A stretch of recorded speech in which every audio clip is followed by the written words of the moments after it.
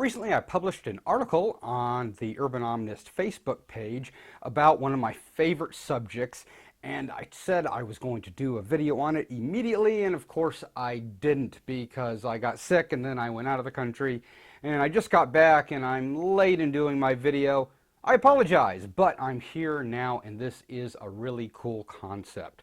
Let me make sure I get this right. His name is Donald D. Hoffman, and he is a professor of cognitive science at the University of California. And this article essentially talks about reality and the nature of reality and how we perceive reality. And the reason this is such an important concept to me is that it's very much behind my belief system. My belief system is very much comes from this type of thinking. I think Omnism in general, to some extent, comes from this type of thinking, or maybe just leads to this kind of thinking.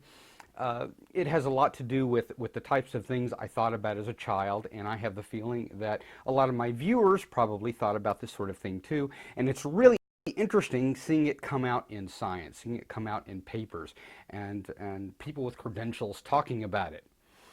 Because I think this sort of thing is very common in a lot of more mystical circles, perhaps what we might call New Age circles, but it's slowly dribbling into accredited science. And what this paper is mainly talking about is how we see reality. In short, to be precise, it states that we have no concept of what reality is. That sounds kind of crazy, right? Especially from a scientist.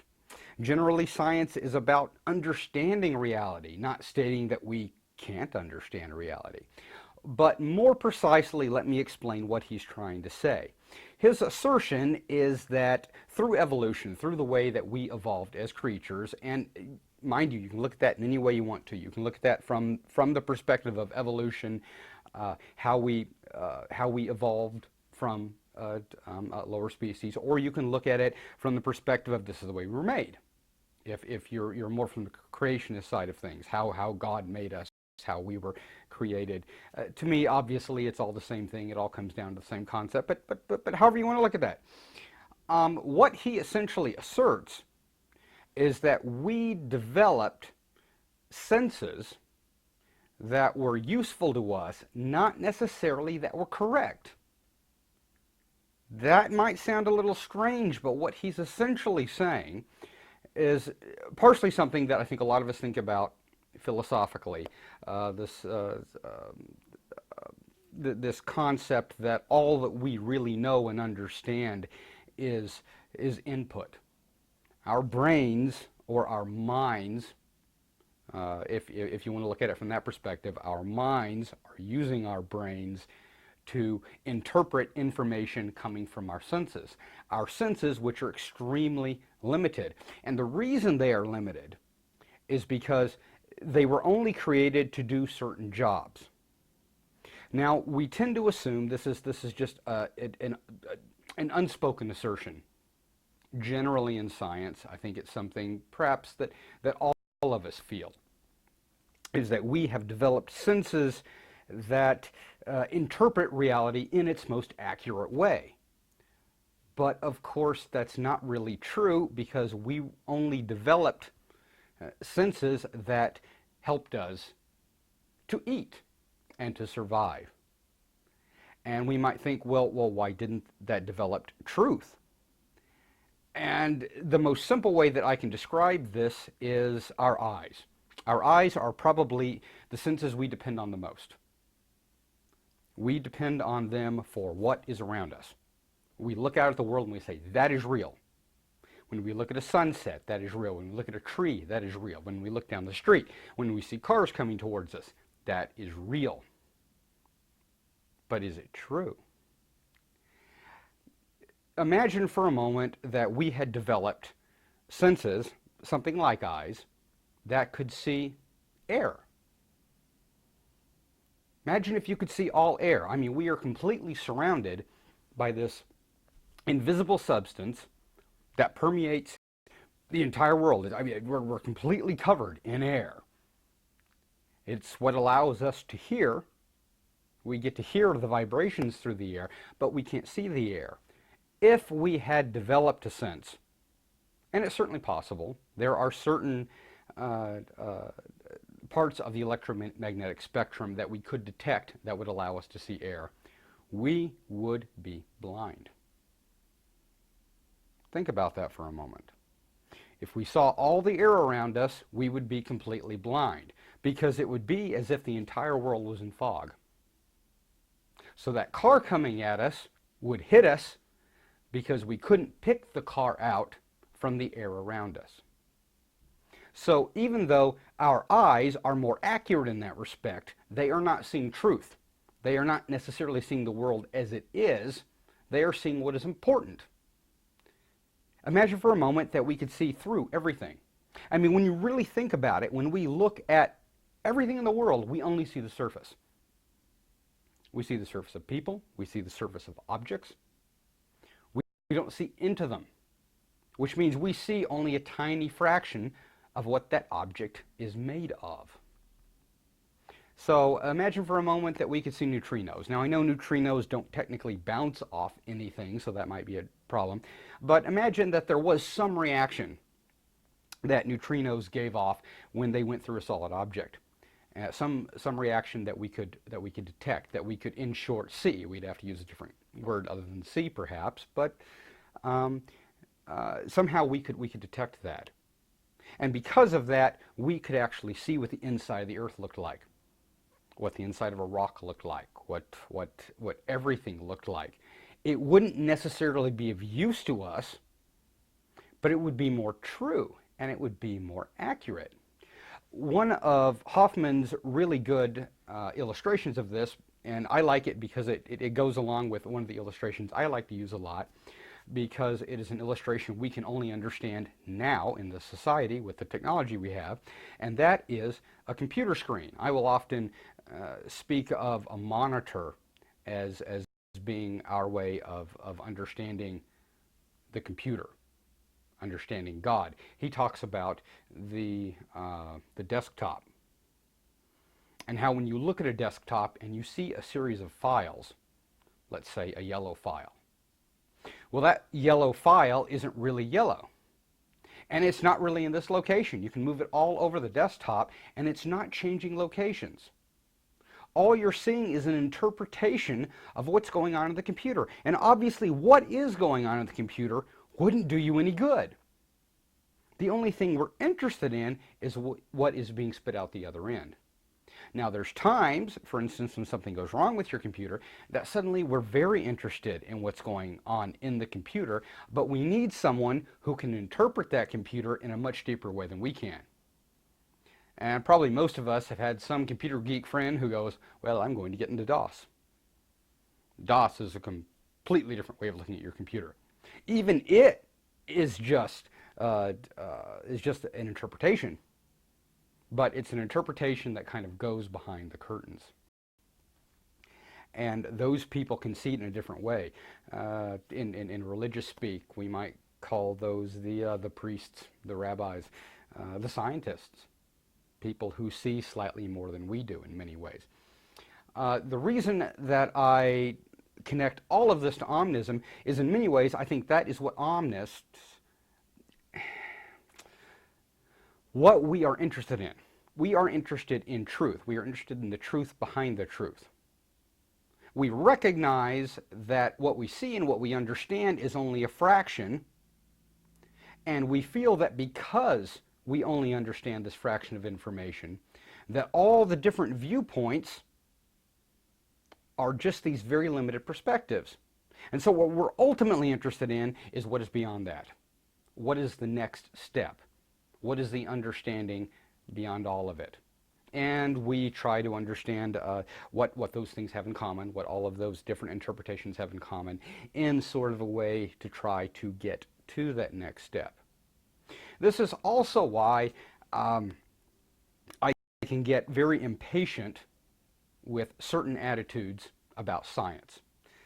There are certain people in science and certain believers in science that have this extraordinary need for science to be the only truth. That's it. That's it. This is where it stops. This is more than we've ever understood about the universe, and therefore this has got to be the most true. as if such a thing existed.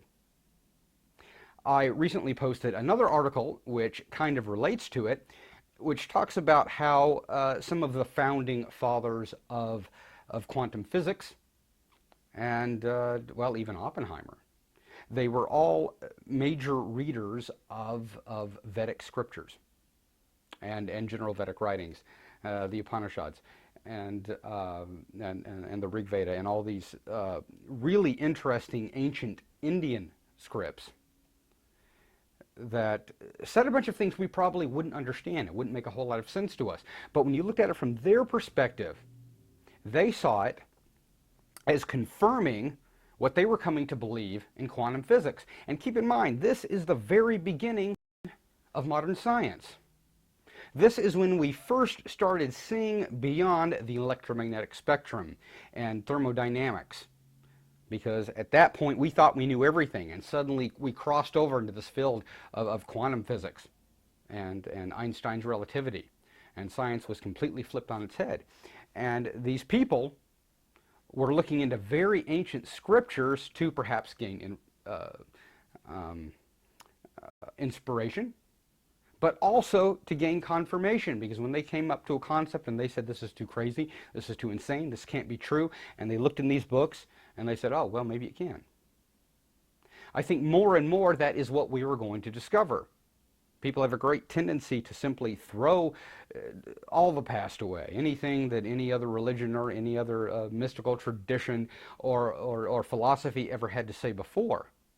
When in reality, I think there's a great possibility that those things had incredible understandings that we have no concept of, even the biblical creation.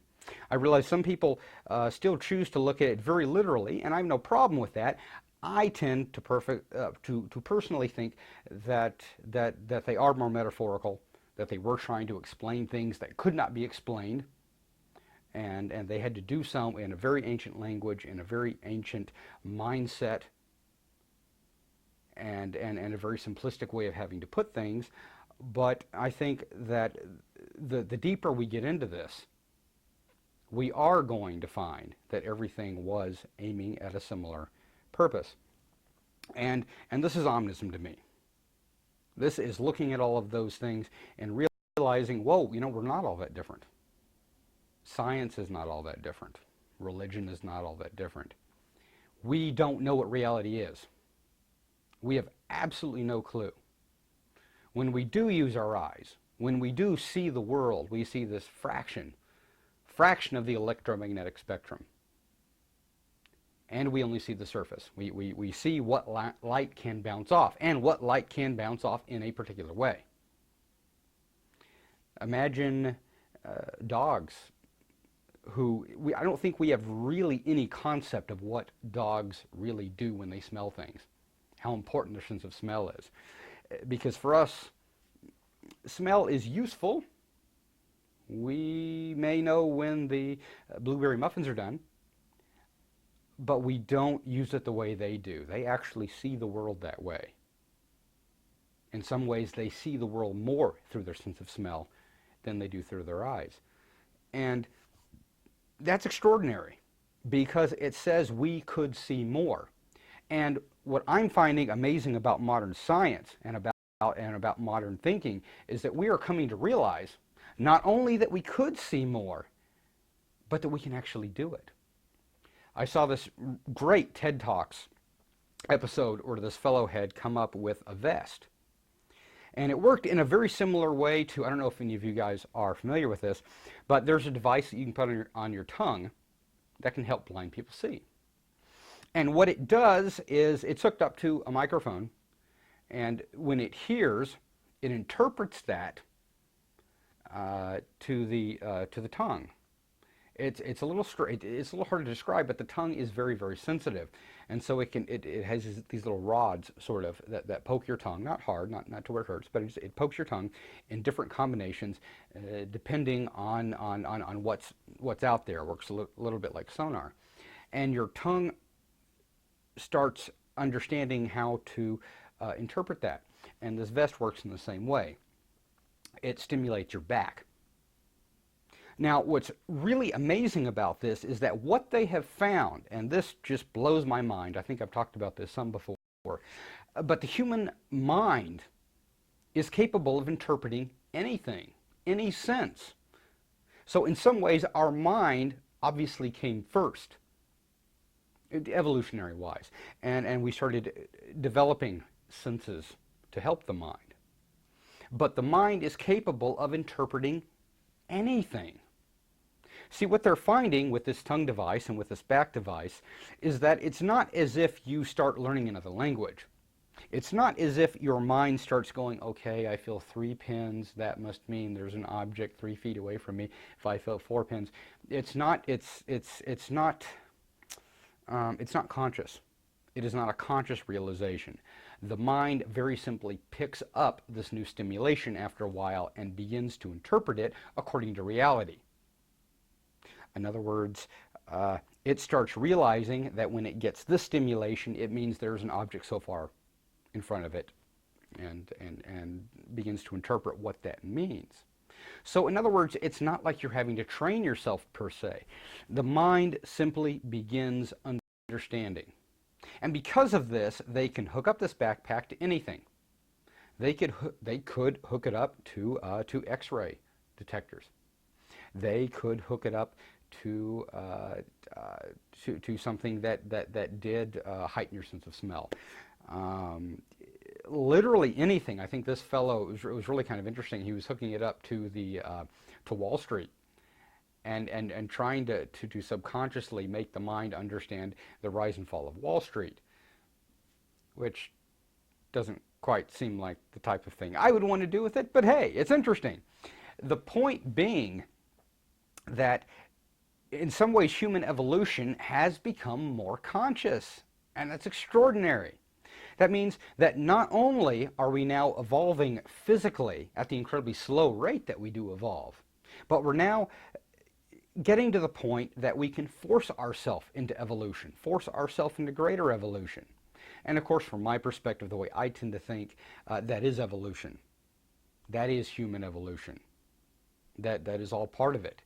And as we gain these abilities, perhaps, and I don't want to freak anyone out, but perhaps it is part of our evolution to eventually become a part of machines, to live on in machines, to have machines be more a part of us. That's just one way we could go. That's just one form of evolution. I'm not saying that's the only possibility. Obviously, I think that spiritual evolution has its own trajectory, and that's very important too. But the simple fact, just the idea that we could see more of the universe, that we could understand more of the universe, is mind-blowing to me. And it won't be very long before everything that we understand in science now is completely wrong, is completely flipped on its ear. And as an Omnist, that's okay with me. I don't mind if science is flipped on its ear. I don't mind if religion is flipped on its ear. I don't mind if anything turns out to be not what we thought it was. Because whatever we find out is just going to be another step. And to me, that's what it's about. The next step. And I'm sort of hoping that right now, the next step is Omnism. Well, that's my reality. I'll see you guys later. Recently, I published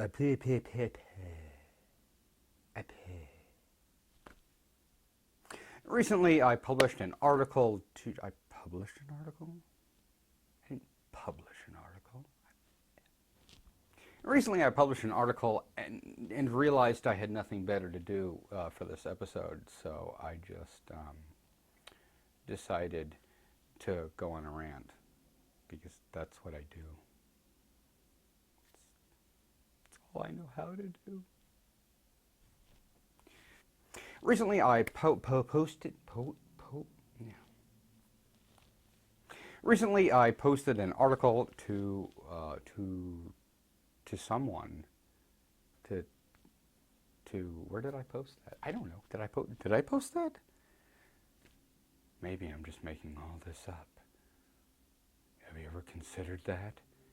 Maybe absolutely nothing I say has any meaning whatsoever. I just do it because I have nothing else to do during the week. Recently I posted an article on the Facebook, on the Facebook. I posted it on the Facebook. Oh, I'm so internet savvy. This is my special terminology. I posted it on the Facebook. I twitted it. Twitted it? Tweeted it? Twittered?